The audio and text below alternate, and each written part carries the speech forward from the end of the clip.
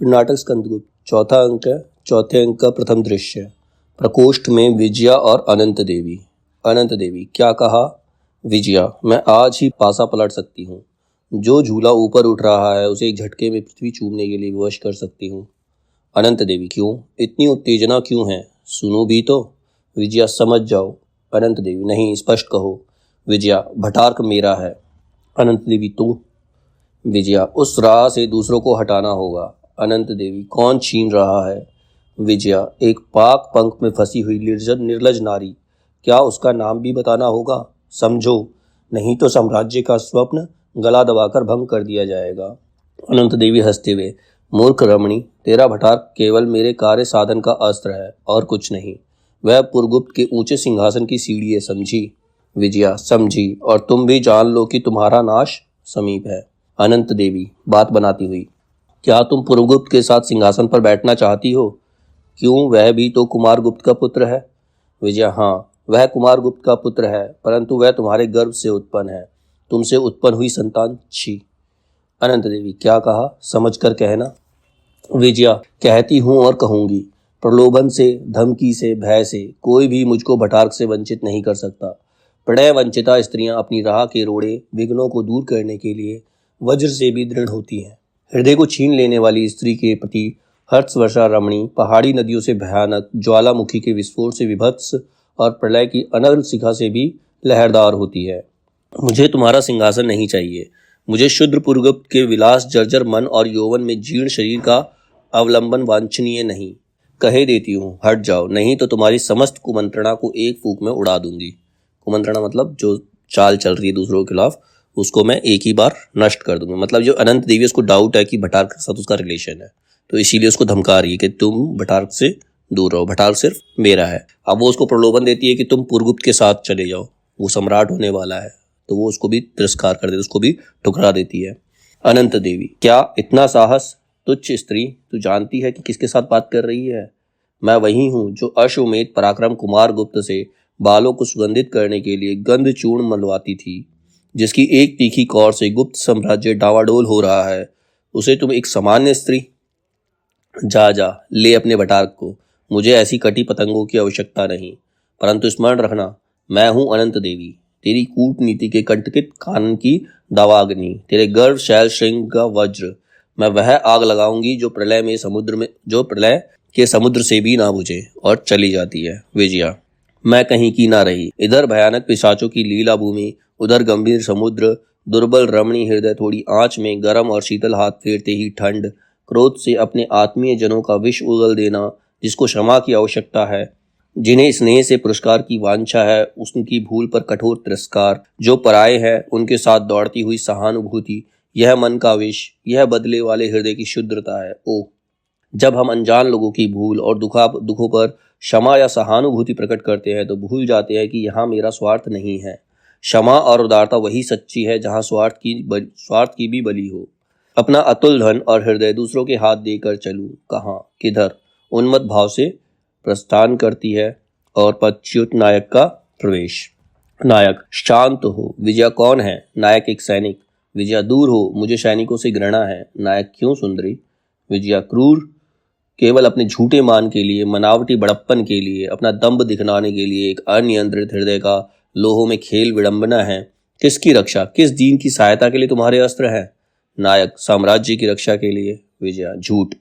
तुम सबको जंगली हिंसक पशु होकर जन्म लेना था। डाकू, थोड़े से ठीकरों के लिए अमूल्य मानव जीवन का नाश करने वाले भयानक भेड़िए। नायक, स्वगत, पागल हो गई है क्या? विजया, स्नेहमयी देवसेना की शंका से तिरस्कार किया, मिलते हुए स्वर्ग को घमंड से तुच्छ समझा, देवतुल्य स्कंदगुप्त से विद्रोह किया, किस लिए? केवल अपना रूप, धन, यौवन दूसरों को दान करके उन्हें नीचा दिखाने के लिए? स्वार्थपूर्ण मनुष्यों की प्रताड़ना में पकड़कर खो दिया इस लोक का सुख, उस लोक की शांति। ओह! नायक, शांत हो। विजया, शांति कहाँ? अपनों को दंड देने के लिए मैं स्वयं उनसे अलग हुई, उन्हें दिखाने के लिए मैं भी कुछ हूँ। अपनी भूल थी, उसे अभिमान से उनके सिर दोष के रूप में मढ़ रखा था, उन पर झूठा अभियोग लगाकर नीच हृदय को नित्य उत्तेजित कर रही थी। अब उसका फल मिला। नायक, रमणी, भूला हुआ लौट आता है, खोया हुआ मिल जाता है, परंतु जो जानबूझकर भूल भुलैया तोड़ने के अभिमान से उसमें घुसता है वह उसी चक्रव्यूह में स्वयं मरता है, दूसरों को भी मारता है। शांति का, कल्याण का मार्ग उन्मुक्त है। द्रोह को छोड़ दो, स्वार्थ को विस्मृत करो, सब तुम्हारा है। विजया रोती हुई, मैं अनाथ और निस्सहाय हूँ। नायक, बनावटी रूप उतारते हुए, मैं सर्वनाग हूँ, सम्राट का अनुचर हूँ, मगध की परिस्थिति देखकर अपने विषय अंतर्वेद को लौट रहा हूँ। विजया, क्या अंतर्वेद के विषयपति सर्वनाग? सर्वनाग, हाँ, परंतु देश पर एक भीषण आतंक है। भटार की पिशाच लीला सफल होना चाहती है। विजया, चलो, देश के प्रत्येक बच्चे, बूढ़े और युवक को उसकी भलाई में लगाना होगा, कल्याण का मार्ग प्रशस्त करना होगा। आओ, यदि हम राज सिंहासन ना प्रस्तुत कर सके तो हमें अधीर ना होना चाहिए। हम देश की प्रत्येक गली को झाड़ू देकर ही इतना स्वच्छ कर दें कि उस पर चलने वाले राजमार्ग का सुख पाए। विजया, कुछ सोचकर, तुमने सच कहा, सबको कल्याण के शुभागमन के लिए कटिबद्ध होना चाहिए। चलो, और दोनों प्रस्थान करते हैं। दूसरा दृश्य, भटार्क के शिविर में नर्तकी गाती है, गीत गाती है। देवकी, भटार्क, कहाँ है मेरा सर्वस्व? बता दे, मेरे आनंद का उत्सव, मेरी आशा का सहारा कहाँ है? भटार्क, कौन? कमला, कृतघ्न नहीं देखता है? यह वही देवी है जिन्होंने तेरे नारकीय अपराध को क्षमा किया था, जिन्होंने तुझसे घिनौने कीड़े को भी मरने से बचाया था। वही देवी प्रतिमा महादेवी देवकी। भटार्क, पहचान कर, कौन? मेरी माँ। कमला, तू कह सकता है, परंतु मुझे तुझको पुत्र कहने में संकोच होता है, लज्जा से गड़ी जा रही हूँ। जिस जननी की संतान, जिसका अभागा पुत्र ऐसा देशद्रोही हो, उसको क्या मुंह दिखाना चाहिए? भटार्क। भटार्क, राजमाता और मेरी माता। देवकी, बता भटार्क, वह आर्यवत का रत्न कहाँ है? देश का बिना दाम का सेवक, वह जनसाधारण के हृदय का स्वामी कहाँ है? उससे शत्रुता करते हुए तुझे? कमला, बोल दे भटार्क। भटार्क, क्या कहूँ? कुभा की शुद्ध लहरों से पूछो, हिमवान की गल जाने वाली बर्फ से पूछो कि वह कहाँ है, मैं नहीं। देवकी, गया मेरा स्कंध, मेरा प्राण। गिरती है और उसकी मृत्यु हो जाती है। कमला उसे संभालती हुई, देख पिशाच, एक बार अपनी विजय पर प्रसन्नता से खिलखिला ले। नीच, पुण्य प्रतिमा को, स्त्री की गरिमा को धूल में लौटता हुआ देखकर एक बार हृदय खोलकर हंस ले। हाँ देवी। भटार्क, क्या?